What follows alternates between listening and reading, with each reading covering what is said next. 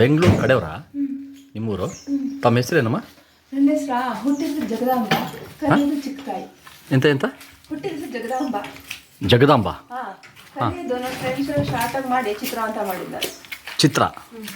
ನಾನು ಡಿಗ್ರಿ ಇದು ಹೈಸ್ಕೂಲ್ ಬೇಕಾದ್ರೆ ಚಿಕ್ತಾಯಮ್ಮ ಅಂತ ಎಲ್ಲ ಹಾಡ್ಕೊಂತಿದ್ವು. ಏನು ಅಮ್ಮ ಈ ಏಜಲ್ಲಿ ಅಂದರೆ ಈ ಟ್ರೆಂಡಲ್ಲೆಲ್ಲ ಇಟ್ಕೊಂಡಿರಲ್ಲ ಅಂತ, ಅದಕ್ಕೆ ಮಾಡ್ಲಿಂಗ್ ಆಗಿರಲಿ ಅಂತ ಅಂದ್ಬಿಟ್ಟು ನನ್ನ ಫ್ರೆಂಡ್ಸ್ ಎಲ್ಲ ಶಾರ್ಟ್ ಮಾಡಿದ್ರು. ಒಂದು 2-3 ಜನ ಫ್ರೆಂಡ್ಸ್ ಇದ್ರು, ಶಾರ್ಟ್ ಮಾಡಿ ಈ ಚಿತ್ರ ಅಂತಿದ್ರು. ಅದನ್ನೇ ನಿಮ್ಗೆ ಚಿಕ್ಕದಾಗಿರ್ತೀನಿ ಅಂತ. ಏನು ಓದಿದ್ದೀರಿ ತಾವು? ನಾವು 10th ಓದಿದ್ವಿ. ಯಾವ ಊರು ನಿಮ್ಮದು ಮೂಲ? ನಮ್ದು ಆ್ಯಕ್ಚುಲಿ ಹೇಳ್ಬೇಕು ಅಂದರೆ ನಾವು ಸಾಮಾನ್ಯ ಬೆಂಗಳೂರು ಕಡೆ ಇರ್ತಿದ್ದು, ಅಕ್ಕ ಮನೆಯಲ್ಲಿ ಅಂತ. ನಾನು ಆಲ್ಫೋಸ್ ನಗರ ಕ್ರಿಶ್ಚಿಯನಲ್ಲಿ ಓದಿದ್ದು. ಅದು ಚನ್ನರಾಯಪಟ್ಟಣ ಪಕ್ಕ ಇದೆ, ಆಲ್ಫೋಸ್ ನಗರ. ಚನ್ನರಾಯಪಟ್ಟಣ ಅಲ್ಲಿ ಆಲ್ಫೋಸ್ ನಗರ ಕ್ರಿಶ್ಚಿಯನ್ ಇದೆ ಫಸ್ಟ್. ಅಲ್ಲಿ ನಾನು 10th ಮುಗಿಸಿದ್ದು. ಅಲ್ಲಮ್ಮ ತಾಯಿ, ತಾವು ಈಗ ಈ ಸಾಗರದ ಸಿಗಂದೂರು ಭಾಗಕ್ಕೆ ಯಾಕೆ ಬಂದ್ರಿ? ಯಾಕೆ ಅಂತ ಹೇಗೆ ಬಂದ್ರಿ? ಒಂದು ನಿಮಿಷ ಹೇಳ್ತೀನಿ. ನಾನು ಹಿಂಗೆ ಅಂದರೆ ಅದು ನನಗೆ ಯಾರು ಏನು ಅಂತ ಗೊತ್ತಾಗಲಿಲ್ಲ. ಬಟ್ ಈಗ ನಾನು ಎಲ್ಲ ದೇವಸ್ಥಾನಕ್ಕೂ ಹೋಗ್ತಾ ಇದ್ದೆ. ಬಟ್ ಯಾರು ಏನು ಹೇಳ್ತಾರೋ ನನಗೆ ಏನೋ ಆಡೋದು, ನಾನು ತುಂಬ ಎಲ್ಲರೂ ಕಳ್ಕೊತಾನೆ ಬಂದೆ. ಮತ್ತು ಯಾರು ಇದ್ದಕ್ಕಿದ್ದಂಗೆ ಒಂದ್ಸಲ ಹೇಳಿದ್ರು, ಅಲ್ಲಿ ಚಂದ್ರಪಟ್ಟಣ ಕಾರ್ ಸ್ಟ್ಯಾಂಡ್ ಇದೆ, ಅಲ್ಲಿ ಆಂಜನೇಯ ಸ್ವಾಮಿ ಅಂತ ಇದೆ. ಅಲ್ಲಿ ಯಾರು ಗೊತ್ತಿಲ್ಲ ಮಾರ್ವಾಡಿ ವೇಷದಲ್ಲಿ ಬಂದುಬಿಟ್ಟು ನೀನು ನಿಂಬೆಹಣ್ಣು ಹತ್ತಿ ಮಾಡಬೇಕು ಅಂತ ಹೇಳಿದರು. ನಿನ್ನ ಕೆಲಸ ಸಿಗಬೇಕಾ, ನಿಂಬೆಹಣ್ಣು ಹತ್ತಿ ಮಾಡು, ಇಲ್ಲಾಂತಂದರೆ ನಿನಗೆ ಏನು ಸಿಗೋಲ್ಲ, ಆಮೇಲೆ ಹೀಗೆ ಇರ್ತೀಯ ಅಂತ ಹೇಳಿದ್ರು. ಆಮೇಲೆ 1 ವಾರ ಮಾಡು ಅಂತ ಹೇಳಿದ್ರು. ನನಗೆ ಒಂದು 8 ದೀಪನೇ ಹಚ್ಚಬೇಕು, ಅಲ್ಲೇ ಹಚ್ಚಬೇಕು, ಚಾಮುಂಡೇಶ್ವರಿ ಬೆಟ್ಟಕ್ಕೆ ಹೋಗಬೇಕು ಮೈಸೂರಲ್ಲಿ ಅಂತ ಹೇಳಿದ್ರು. ನಾನಂದೆ ಅಲ್ಲೇ ಹಚ್ಚಕ್ಕೆ ನಂಗೆ ಅಷ್ಟು ದೂರ ಇಲ್ಲ, ನೀನು ಕಷ್ಟ ಹೋಗಬೇಕು ಅಂದರೆ ಅಲ್ಲೇ ಹೋಗ್ಬೇಕು, ಎಲ್ಲೂ ಹಚ್ಚಂಗಿಲ್ಲ ಅಂತ ಹೇಳಿದ್ರು.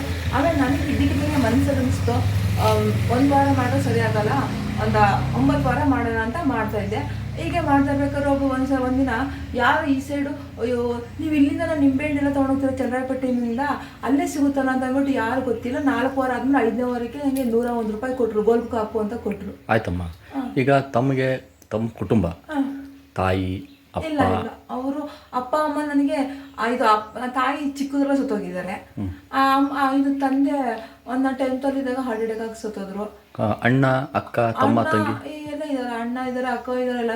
ಆಮೇಲೆ ನಾನು ಇದ್ದಕ್ಕಿದ್ದಂಗೆ ಏನಂತ ಗೊತ್ತಿಲ್ಲ, ಇದ್ದಕ್ಕಿದ್ದಂಗೆ ನನಗೆ ಇಲ್ಲಿಗೆ ಬರಬೇಕು ಅನಿಸ್ತು. ಆರತಿ ಮಾಡಬೇಕಾದ್ರೆ ಸಿಗಂದೂರು ಕ್ಷೇತ್ರಕ್ಕೆ ಕೇಳಿ ನಾನು ನನಗೆ ಒಂದು ಸ್ವಲ್ಪ ಆನ್ಸರ್ ಮಾಡೋಕ್ಕೆ ಅವಕಾಶ ಕೊಡಿ. ನಾನು ಆರತಿ ಮಾಡಿಬಿಟ್ಟು ಏನು ಮಾಡಿ ಗೊತ್ತಾ, ದೊಡ್ಡ ಬೆಟ್ಟದ ಆರತಿ ಮಾಡಿಬಿಟ್ಟು ಚಿಕ್ಕ ತ್ರಿಪುರ ಸುಂದರಿ ಅಲ್ಲಿಗೆ ಹೋಗ್ಬಿಟ್ಟು ಅರ್ಚನೆ ಮಾಡಿಸ್ತಿದ್ದೆ. ಅರ್ಚನೆ ಮಾಡಿಸ್ಬೇಕಾದ್ರೆ ಇದ್ದಕ್ಕಿದ್ದಂಗೆ ಒಂದ್ಸಲ ಮೈಸೂರಿಂದ ಒಂದು ಅಪ್ಪ ಮಗಳು ಬಂದಿದ್ರು. ಆಮೇಲೆ ಎಲ್ಲ ನೀವೇನು ಇಲ್ಲೂ ಬರ್ತೀರ ಚನ್ನರಾಯಪಟ್ಟಣ, ಎಲ್ಲ ಶಿವಮೊಗ್ಗದಿಂದ ಸಾಗರ ಇದೆ, ಸಾಗರ ಹತ್ತಿರ ಚೌಡೇಶ್ವರಿ ಅಂತಿದೆ, ಅಲ್ಲಿ ಹೋಗ್ತಾರೆ. ನೀವು ನೋಡಿ ನಿಮ್ಗೆ ಹತ್ರ ಅಲ್ಲಾಗುತ್ತೆ, ಇಲ್ಲಿ ಬರ್ತಿರಲ್ಲ, ಈ ಬೆಟ್ಟಕ್ಕೆ ಬರೋಲ್ಲ.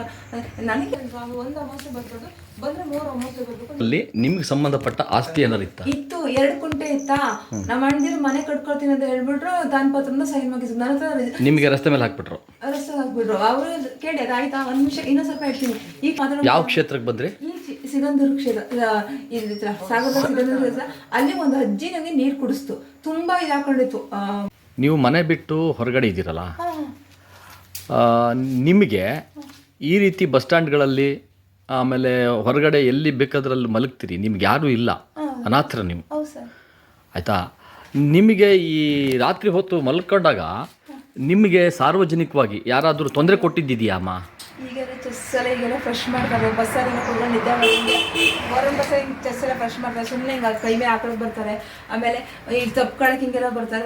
ಇಲ್ಲಿ ಬಸ್ ಸ್ಟ್ಯಾಂಡಲ್ಲಿ ಮಲಗಿದ ಇದ್ರ ಮೇಲೆ ಕೂತ್ಕೊಂಡು ಅಲ್ಲಿ ಜಡ್ಲಿ ಕಡೆ ಬರ್ತಾರೆ, ಚೇರ್ ಬಂದೆ ಆಗ್ಲೂ ಬಂದ್ಬಿಟ್ಟು ಹಿಂಗೆಲ್ಲ ಮುಟ್ಟೋದು, ಹಿಂಗೆ ಬರೋದೇನೋ ಮಾಡ್ತೀಯ, ಆಮೇಲೆ ದುಡ್ಡು ತೋರಿಸ್ಬಿಟ್ಟು ಬರ್ತೀಯಾ ಅಂತ ಕರೀತಾರೆ, ಎಲ್ಲ ಮಾಡ್ತಾರೆ ನನಗೆ.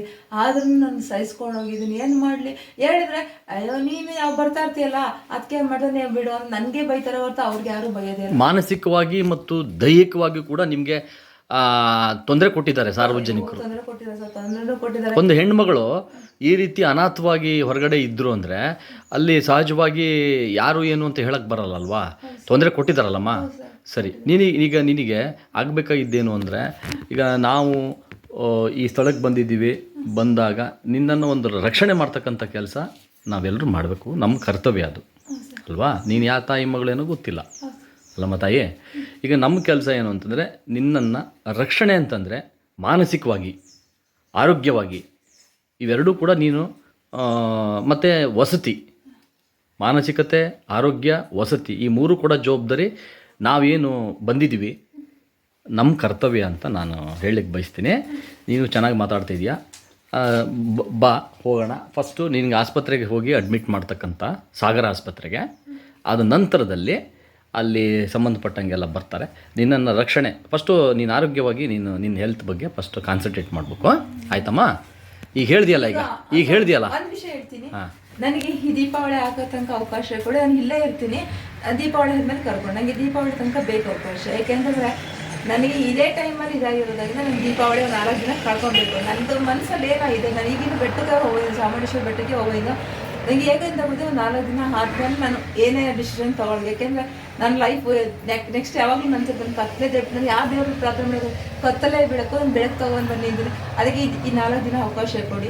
ನೆಕ್ಸ್ಟ್ ಮಂಗಳವಾರ ತಕ್ಕ ಬುಧವಾರ ಈಗ ನಿಮ್ಮನ್ನ ನಾವು ಕರ್ಕೊಂಡು ಹೋಗ್ತಾ ಇರೋ ಉದ್ದೇಶನೇ ಕತ್ತಲಿನಿಂದ ಬೆಳಕಿಗೆ. ಇಲ್ಲ ನನಗೆ ಈ 4 ದಿನ ನಾನು ಇಲ್ಲಿರ್ಬೇಕು. ಯಾಕೆಂದ್ರೆ ನಾನು ಒಂದು ಶಿವಮೊಗ್ಗ ಹಾಸ್ಪಿಟಲ್ಗೆ ನಾನೇ ಬರ್ತೀನಿ. ಆಧಾರ್ ಕಾರ್ಡ್ ಅಲ್ಲ, ಈಗ ಹೋಗೋಣ, ದೇವಸ್ಥಾನಕ್ಕೆ ಹೋಗೋಣ. ಈಗ ಬೇಡ, ಈಗ ನಾನು ಬರಲ್ಲ. ನಾನು ಇಲ್ಲಿಗೆ ಹೋಗ್ಬೇಕು, ಗಣಪತಿ ಭಟ್ರ ಮನೆಗೆ ಹೋಗ್ಬಿಟ್ರೆ ಒಂದು 2 ನಿಮಿಷ ನಾವು ಇವರೊಬ್ಬರು ಇದ್ದಾರೆ, ಅವ್ರೊಬ್ಬರನ್ನ ಮಾತಾಡ್ಸ್ಕೊಂಡು ಬರ್ತೀನಿ. ಬರ್ತಿದ್ದಾರೆ, ನಾನು ಹೋಗಿ ಬರ್ತೀನಿ. ಯಾಕಂದ್ರೆ ಈಗಿನವ್ರಿಂದ ಮಾತಾಡ್ಸ್ಕೊಂಡು ಬಂದೆ, ಅವರು ನಮ್ಮ ಮಲ್ಕೋಗ್ಬಿಟ್ಟಿದೆ ನಿದ್ದೆ ಬಂದು. ಹೌದಾ? ಸರಿ, ಅಲ್ಲಿಗೆ ಹೋಗಿ ಬಂದ್ಬಿಡೋಣ ಸರ್. ಸರಿ, ಆಯ್ತು, ಬರ್ರಿ ಬರ್ರಿ. ಹೇಳಿ ಪೂಜೆ. ಮಾತಾಡ್ಬೇಕಾ? ಮಾತಾಡಿ. ನಮ್ಮ ದೇವಸ್ಥಾನಕ್ಕೆ ಅನೇಕ ಭಕ್ತರು ಬರ್ತಾರೆ. ಅವರ ಮನಸ್ಸಿನಲ್ಲಿ ಮಾನಸಿಕ ಏನೋ ಗೊತ್ತಾಗ್ತಾಯಿಲ್ಲ. ಅದು ತುಂಬ ಬಂದವರಿಗೆ ಅವ್ರಿಗೆ ಸಂಧಾನ ಹೇಳಿ ಕಳಿಸ್ದಾಗ ಎಲ್ಲ ಹೋಗ್ತಾರೆ. ಆದರೆ ಒಂದು 5-6 ವರ್ಷದಿಂದ ಒಂದು ಹೆಣ್ಮಗಳು ದೇವಸ್ಥಾನದಲ್ಲೇ ಸುತ್ತಮುತ್ತ ಎಲ್ಲ ಇದ್ಲು. ಅವಳಿಗೆ ನಾನು ಅನೇಕ ರೀತಿ ಎಲ್ಲ ಸಹಾಯ ವಗೇರೆ ಎಲ್ಲ ಮಾಡಿ ಬಟ್ಟೆ ವಗೇರೆನೂ ತಂದುಕೊಡೋದೆ. ಅದು ಕೊನೆಗೆ ನಮ್ಮ ಸಂಸ್ಥೆ ಏನು, ಮಾನವ ಹಕ್ಕು ಕ್ಷೇಮಾಭಿವೃದ್ಧಿ ಸಮಿತಿ, ಮಾನವ ಹಕ್ಕು ಕ್ಷೇಮಾಭಿವೃದ್ಧಿ ಸಂಸ್ಥೆ ಅವರು ಬಂದು ನನ್ನ ಹತ್ರ ಏನೋ ಒಂದು ರೀತಿಯಲ್ಲಿ ಸಂತೋಷವಾಗಿ ಮಾತಾಡುವಾಗ ಅವಾಗ ಅಕಸ್ಮಾತ್ ನನಗೆ ನೆನಪಾಗಿ, ಇಲ್ಲೊಂದು ಹೆಣ್ಮಗಳಿದೆ, ಅದನ್ನು ತಗೊಂಡೋಗಿ ಅವರು ಖುಷಿಯಾಗಿ ಆಯಿತು ಅದನ್ನು ಅಂಥೇಳಿ ಸುಮಾರು 15 ದಿನದ ಶ್ರಮ ಪಟ್ಟಿದ್ದಾರೆ. ಮತ್ತು ಶ್ರಮಪಟ್ಟು ಸಿಗಲಿಲ್ಲ ಆ ಹೆಣ್ಮಗಳು. ಅವಳಿಗೆ ಹೆಣ್ಮಗಳು ಚಂದ್ರಾಯಪಟ್ಟಣ ಅಂಥೇಳಿ ಅವಳಿಂದ ತಿಳಿದು ಬಂದಿತ್ತು. ಚಂದ್ರಾಯಪಟ್ಟಣ ಒಳ್ಳೆಯ ಫ್ಯಾಮಿಲಿ ಮತ್ತು ಒಕ್ಕಲಿಗಾಸ್ಕೊಂಡ್ರು ಅವರು. ಅವಳು BA ಗ್ರಾಜ್ಯುಯೇಟ್. ಅವಳಿಗೆ ಅವ್ರನ್ನ ಅದೃಷ್ಟ, ಅವಳನ್ನ ಅಲಕ್ಷ್ಯ ಮಾಡಿದ್ದಾರೆ ಮನೆಯಲ್ಲೆಲ್ಲ. ಅದಕ್ಕೆ ಅವಳು ದೇವಸ್ಥಾನದಲ್ಲಿ ಅವಳಿಗೆ 5-6 ವರ್ಷದಿಂದ ಆಶ್ರಯ. ಹೆಚ್ಚಿನ ಪಾಲು 365ರಲ್ಲಿ 60 ದಿವಸ ಸಿಗಂದೂರು ದೇವಸ್ಥಾನದಲ್ಲಿ 360 ದಿವಸ ಇರೋಳು. ಯಾರು ಏನೂ ಮಾಡ್ತಿರಲಿಲ್ಲ. ಅವಳು ತನ್ನ ಪಾಡಿಗೆ ಊಟ ಮಾಡ್ಕೊಂಡು ಮಾಡಿದ್ರು. ಮೊದಲು ಫಸ್ಟ್ ಬಂದಾಗ ನಮ್ಮ ದೇವಸ್ಥಾನದ ಅನೇಕ ಸೇವೆ ಸೌಲಭ್ಯಗಳನ್ನು ಮಾಡಿದ್ಲು, ಚೆನ್ನಾಗಿದ್ಲು. ಅವಳೆಲ್ಲ ಹೇಳ್ಕೊಳ್ಳಲ್ಲ. ಅವಾಗ ಸರಿ ಆಗುತ್ತೆ ಬಿಡು ಅಂತ ಹೇಳ್ತಿರ್ಕೊಂಡೆ. ಇಲ್ಲ, ಕೊನೆಗೆ ಅವಳಿಗೆ ಮಾನಸಿಕವೇ ಶುರುವಾಗಿ ಕೇಳೋರಿಲ್ಲ. ಆವಾಗ ಈ ಸಂಸ್ಥೆಯವರು ಬಂದಾಗ ನನಗೆ ನೆನಪಾಗಿ ಅವರಿಗೆ ಹೇಳಿದಾಗ ನಿನ್ನೆ ದಿವಸ ಅದನ್ನು ಹುಡುಕಿ ಎಲ್ಲ ರೀತಿಯಲ್ಲಿ ಕಾನೂನು ರೀತಿಯಲ್ಲಿ ಏನೇನು ಬೇಕೋ ಮಾಡಿ ಈಗಾಗಲೇ ಶಿವಮೊಗ್ಗಕ್ಕೆ ಅವರ ಸಂಸ್ಥೆಯ ಪರವಾಗಿ ಸ್ಟೇ ಮಾಡಿದ್ದಾರೆ. ಅದಕ್ಕೆ ತುಂಬ ಸಂತೋಷ. ಇಂಥ ಮಾನವೀಯ ಕರ್ತವ್ಯಗಳನ್ನು ಮಾಡೋದಕ್ಕೆ ಅವರಿಗೆ, ಆ ಸಂಸ್ಥೆಯವರಿಗೆ ಇನ್ನೂ ಹೆಚ್ಚಿನ ದೇವರು ಅನುಕೂಲ ಮಾಡಿಕೊಡಲಿ. ಮತ್ತು ಈ ಒಂದು ನಿರಾಶ್ರಿತರಿಗೆ ಅವರು ಸಹಾಯ ಮಾಡ್ತಾಯಿದ್ದಾರೆ. ನಮ್ಮಿಂದ ಆಗೋದಿಲ್ಲ, ಯಾಕೆಂದರೆ ನಮ್ಮ ದೇವಸ್ಥಾನದವರು ನಾವು ಅವ್ರಿಗೆ ಏನು ಬೇಕೋ ಸೇವಾ ಸೌಲಭ್ಯ ಮಾಡ್ಬೋದು. ಅಷ್ಟು ಬಿಟ್ಟರೆ ಅವರಿಗೆ ಸಹಾಯವನ್ನು ಮಾಡ್ತಕ್ಕಂಥ ಇದು ಶಕ್ತಿ ಸಾಕಾಗೋದಿಲ್ಲ. ಅವರಿಗೆ ಆಶ್ರಯ ಕೊಡ್ಬೋದು ನಾವು, ಅದು ತಾತ್ಕಾಲಿಕ. ಆದರೆ ಕಾಯಂ ಆಶ್ರಯ ಕೊಡೋಕ್ಕೆ ಬರೋಲ್ಲ. ಯಾಕೆಂದರೆ ದೇವಾಲಯ ಇವತ್ತು ನಿನ್ನೆ ದಿವಸ ಅವ್ರು ಮಾಡಿದ್ದಾರೆ. ಅವ್ರಿಗೆ ಎಲ್ಲ ರೀತಿಯಲ್ಲೂ ದೇವಸ್ಥಾನದಲ್ಲೂ ಸಹಕರಿಸಿದ್ದಾರೆ, ಆ ಎಮ್ಮನೂ ಸಹಕರಿಸಿದೆ. ಮತ್ತು ನನಗೂ ಸಂತೋಷ ಆಗಿದೆ. ಅದಕ್ಕೆ ಎಲ್ಲ ರೀತಿಯಲ್ಲೂ ಮುಂದೆ ಅವರೆಲ್ಲ ಕಾರ್ಯಕ್ರಮ ಯಶಸ್ವಿಯಾಗಲಿ, ದೇವರು ಅವ್ರಿಗೆ ಶಕ್ತಿ ಕೊಡಲಿ ಅಂಥೇಳಿ ನಾನು ಈ ಸಂದರ್ಭದಲ್ಲಿ ಪ್ರಾರ್ಥನೆ ಮಾಡ್ಕೊಳ್ತಾ ಅವರಿಗೆ, ಮತ್ತು ಆ ಎಮ್ಮಗೂ ಸಹ ಅನುಕೂಲ ಆಗಲಿ. ಅವಳು ಒಳ್ಳೆಯ ಹೆಣ್ಣುಮಗಳು, ಚಿಕ್ಕ ವಯಸ್ಸು, ಆ ಚಿಕ್ಕ ವಯಸ್ಸಿಗೆ ಈ ರೀತಿ ಆಗಬಾರ್ದಾಗಿತ್ತು, ಆಗಿದೆ.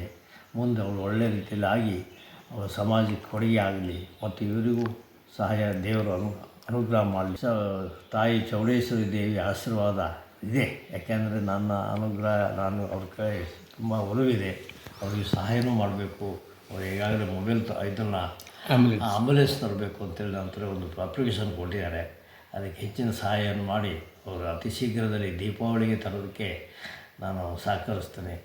ಮುಂದುವರಿಗೆ ಸಹಕರಿಸುತ್ತಾ ಇಂಥ ಒಂದು ಕಾರ್ಯಕ್ರಮಕ್ಕೆ ನಾನು ಯಾವಾಗಲೂ ಅದಕ್ಕೆ ತುಂಬ ಗಮನ ಇರ್ತದೆ ನನಗೆ, ಅಲಕ್ಷ್ಯ ಮಾಡೋವಲ್ಲ. ಅದನ್ನು ಅವರು ಮಾಡ್ತಾಯಿದ್ದಾರೆ, ನಾವು ಮಾಡೋ ಕೆಲಸ ಅವರು ಮಾಡ್ತಾಯಿದ್ದಾರೆ. ಅವರಿಗೆ ನಮ್ಮಿಂದ ಸಹಾಯ ಸೌಲಭ್ಯ ಎಲ್ಲ ಕೊಟ್ಟು ಆ ದೇವಿ ಚೌಡೇಶ್ವರಿಗೆ ಇನ್ನೂ ಹೆಚ್ಚಿನ ಅನುಗ್ರಹ ಇರಲಿ. ಅವರ ಒಂದು ಕರ್ತವ್ಯಕ್ಕೆ ಮತ್ತು ಕಾರ್ಯಕ್ರಮಕ್ಕೆ ಅವರು ಮಾಡ್ತಕ್ಕಂಥ ಸೇವೆಗೆ ಭಗವಂತನ ಅನುಗ್ರಹ ಬೇಕು. ಮತ್ತು ಸರ್ಕಾರದವರು ಸಹ ಅವರಿಗೆ ಎಲ್ಲ ರೀತಿಯಲ್ಲೂ ಅನುಕೂಲತೆ ಕಲಿಸ್ಕೊಡ್ಬೇಕು. ಕಾನೂನು ಚೌಕಟ್ಟಿನಲ್ಲೇ ಹೋಗಬೇಕಾಗುತ್ತದೆ. ಆ ಕಾನೂನು ಚೌಕಟ್ಟಿನಲ್ಲಿ ಕಿರಿಕಿರಿ ಆಗಲ್ದಂಗೆ ಎಲ್ಲ ರೀತಿಯಲ್ಲೂ ಅವರು ಸೇವಾ ಭಾವನೆ ಮೇಲೆ ಮಾಡೋದ್ರಿಂದ ಆ ಸೇವಾ ಭಾವನೆಗೆ ತಕ್ಕಾಗಿ ನಾವು ನಡ್ಕೋಬೇಕು. ಅದಕ್ಕೆ ಯಾವುದೇ ರೀತಿ ಹಸಿವೆ ಆಗಲಿ ಮತ್ತೊಂದಾಗಲಿ ಮಾಡಬಾರ್ದು ಅಂಥೇಳಿ ಈ ಸಂದರ್ಭದಲ್ಲಿ ಹೇಳ್ಕೊಳ್ತಾ ನನಗೆ ಅವರಿಗೆ ಶುಭ ಹಾರೈಸ್ತಾರೆ.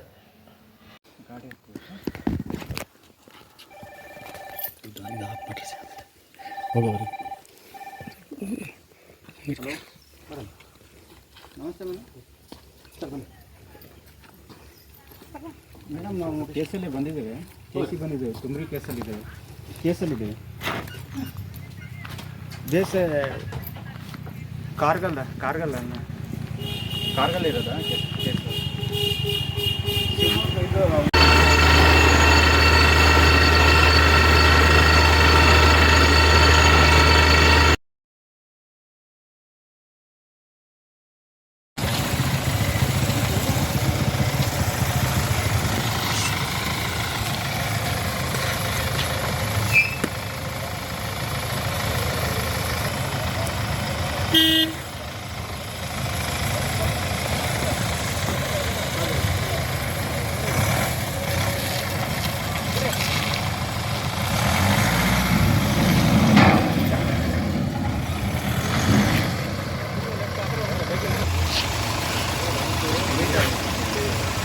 ಇದು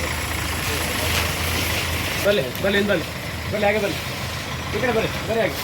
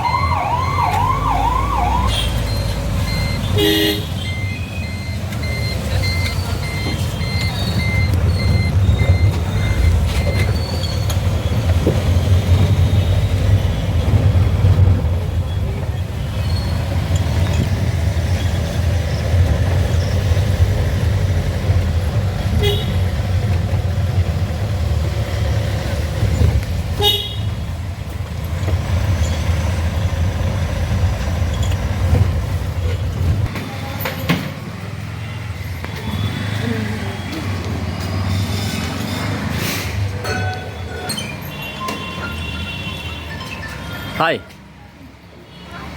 ಎಲ್ಲಿ ಬಂದಿದ್ದೀರಿ? ಇಲ್ಲಿ ನಾವು ಸಾಗರ ಬಂದಿದ್ದೀವಿ. ಹೌದಾ?